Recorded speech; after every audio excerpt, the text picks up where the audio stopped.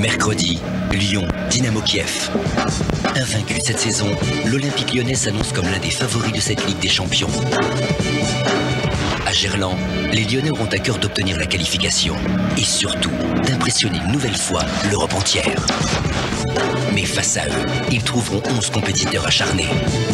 Le Dynamo n'a plus le choix. Une défaite de plus et c'est l'élimination. Lyon Dynamo Kiev, mercredi à 20h35 en direct sur TF1. Bonsoir à tous, Gerland pour le 4e match de la Ligue des Champions, Olympique Lyonnais Dynamo Kiev. Bonsoir Jean-Michel. Bonsoir Thierry. La question du jour, c'est de savoir si les Lyonnais de Gérard Houllier vont imiter le Bayern Munich, Liverpool, le PSV Eindhoven ou encore Valence, d'ores et déjà qualifiés pour les 8e de finale, pour la 2e phase de cette Ligue des Champions. Il y a un certain nombre de conditions, mais il faudrait garder ça à l'esprit. C'est l'essentiel, que Lyon gagne ce soir contre le Dynamo Kiev. Eh bien, depuis un certain temps, les canons lyonnais sont au plus haut, avec des buts magnifiques et des victoires et un jeu qui laisse planer, qui ne laisse planer aucun doute sur la qualité de cette équipe. 13 victoires consécutives, toutes compétitions confondues pour l'Olympique lyonnais. On va regarder le classement de ce groupe E pour que vous ayez bien à l'esprit les différentes combinaisons possibles, en sachant que dans le même temps à Madrid, à Santiago Bernabéu, le Real Madrid accueillera le Steaua Bucarest. Le voilà, ce groupe E, le sans faute des Lyonnais. 3 victoires en 3 matchs, 0 but encaissé. Et on va suivre Karim Benzema, là, que François Lano vient de vous montrer. Il n'a pas 19 ans. Il est né au mois de décembre 1987. Et Karim Benzema, lorsqu'il avait 13-14 ans, qui n'était pas forcément le meilleur de sa génération, de sa promotion, finalement, force de travail. Ah oui. Et de prendre des exemples, les bons, à droite et à gauche, a énormément progressé. Il a encore une marge de progression très intéressante. Oh, mais il est tout jeune, hein. Mais si l'adage est vrai, Jean-Michel, quand on dit on joue comme on s'entraîne, eh ben il va vous faire une grande partie ce soir, Benzema. Pour transmettre ce ballon à Koufou, Benzema et but, Karim Benzema. C'est un 1-2 d'école, ah oui, c'est un 1-2 de laboratoire. Et à la sortie, Thierry, le plus extraordinaire, c'est le sang-froid de ce garçon de 19 ans face au gardien de but. Excusez-moi, mais il faut avoir un sang-froid exceptionnel parce qu'il est à la récupération du ballon. Et il va falloir que François nous montre dès le départ. Hein, dès le départ. Il est à la récupération. Il fait déjà une passe difficile ici. 1-2 à contre-temps. Et là, sans trembler. Hein. Mais alors, il n'y a aucune hésitation. Et il faut se souvenir, Thierry Jean-Michel, qu'au début de l'action, il a un duel, Benzema, pour récupérer le ballon. Il tombe à moitié, il se relève, il donne la passe et il a quand même la lucidité au bout, malgré la fatigue juste du moment. Mais attention à cette ouverture de Rebrov, Kleber, Michalik la frappe. Que c'est... Ah là, il s'est précipité, Michalik, alors qu'il avait une mise en position de frappe de qualité ici par Kleber. Thiago dans l'intervalle pour la montée de François Clerc. En retrait Benzema, il n'a pas pu frapper. Super défense de Rodolfo. Ouais, et puis elle s'est soulevée un petit peu la balle, mais le déplacement de Benzema était parfait.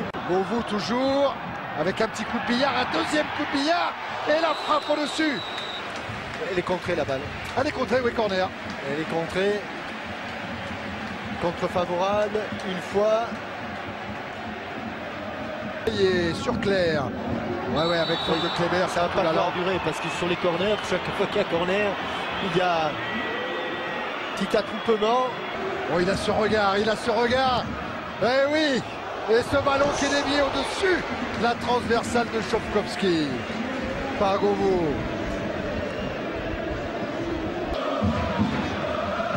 Et Malouda qui tente sa chance dans la niche de Chopkowski. Retour d'El Khadouri devant le Portugais, mais très beau ballon pour Benzema. Benzema qui a devancé Rodrigo. Sa frappe est au-dessus.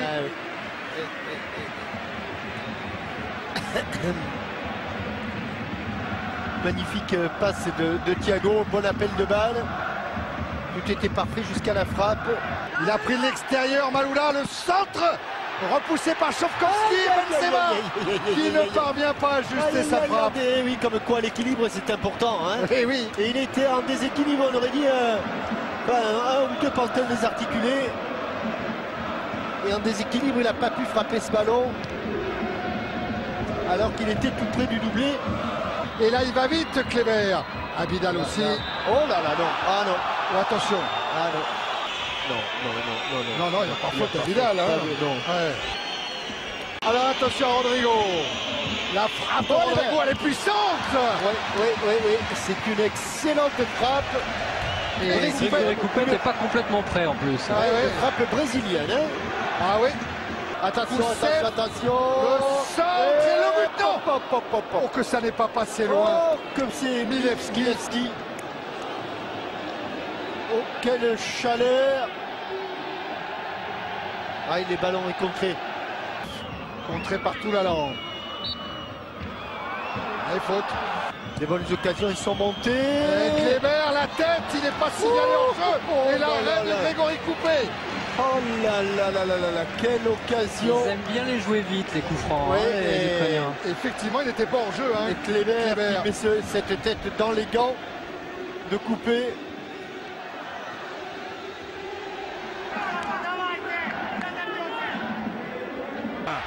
Avec un super ballon pour Wiltord. Qui avait peut-être le temps de contrôler Jean-Michel. Peut-être finalement qu'il s'est posé la question. Pour Florent Maloula. Il frappe à l'entrée de la surface, il va frapper croisé. Frapper cadré. Voilà, c'est terminé. 14e victoire consécutive pour Lyon. Coupet n'a toujours pas pris de but en Ligue des Champions. Et l'homme du jour, c'est lui. C'est Karim Benzema.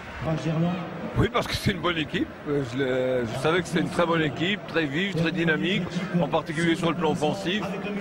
Je crois qu'on a accompli une première mi-temps absolument merveilleuse au niveau du rythme, au niveau des occasions qu'on s'est créées. Peut-être que si on avait marqué un but de plus, ça aurait changé complètement la physionomie du match. Mais je reconnais qu'on a été joueur jusqu'au bout. C'est-à-dire qu'on a pris des risques quelquefois dans la relance qui vont un peu avec la philosophie générale de l'équipe, mais parfois c'est vrai que ça m'a donné des frayeurs. Cela étant, je crois qu'un score de 3-1, compte tenu de la qualité du match, aurait mieux reflété ce qui s'est passé ce soir à Gerland.